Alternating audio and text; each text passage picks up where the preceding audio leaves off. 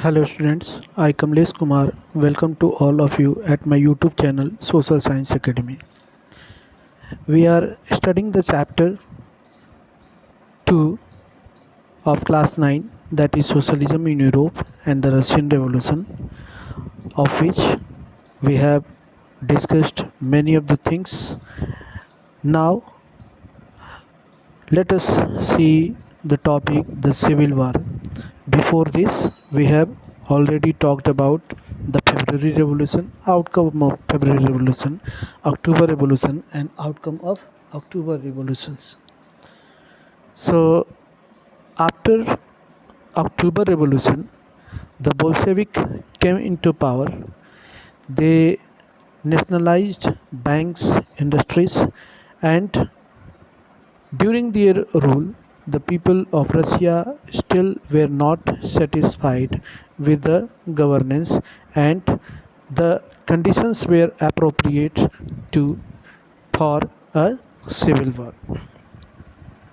So first, let us know the meaning of civil war. What does it mean? When the common people of a country revolt or go against the government at mass level, such type of protest, such type of struggle between the governance and the common people is called the civil war. So let us see here. When the Bolsheviks ordered land redistribution, the Russian army began to break up.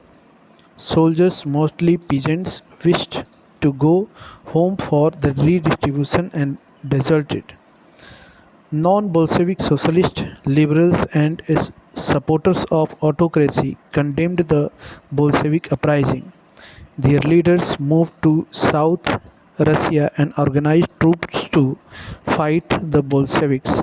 The raids during 1918 and 1919, the Greens, Socialist Revolutionaries, and Whites, pro-Tsarist, controlled most of the Russian Empire. They were backed by French, American, British, and Japanese troops.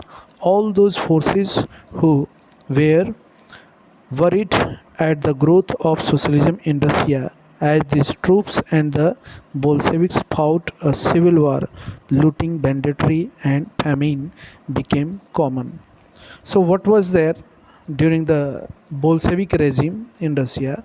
That the Bolsheviks ordered that the land should be seized from the landlords and it should be redistributed among the peasants, but there were not proper mechanism fixed for this process to uh, give it a proper form.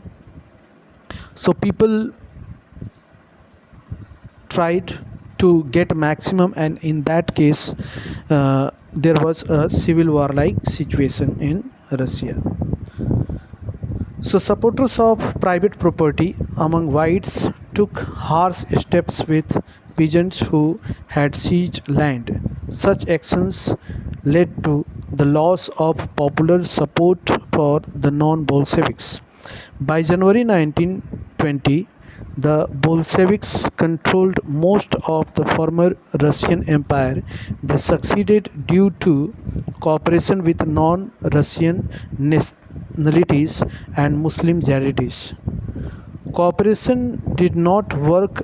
Russian colonists themselves turned Bolshevik. In Khiva in Central Asia, Bolshevik colonists brutally massacred local nationalists in the name of defending socialism. So, in this situation, many were confused about what the Bolshevik government represented. Means there was no clear form of governance presented by this Bolshevik party, and the people all around the Russian Empire were get confused. They were not in proper action. So, partly to remedy this, most non-Russian nationalists were given political autonomy in the Soviet Union, the state that Bolshevik created from the Russian Empire in December 1922. So those who were created from this Bolshevik state, they were given autonomy.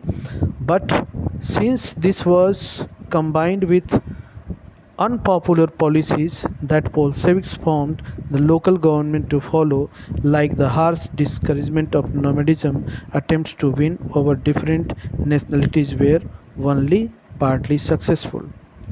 So all these things were the scenario of the civil war in Russia.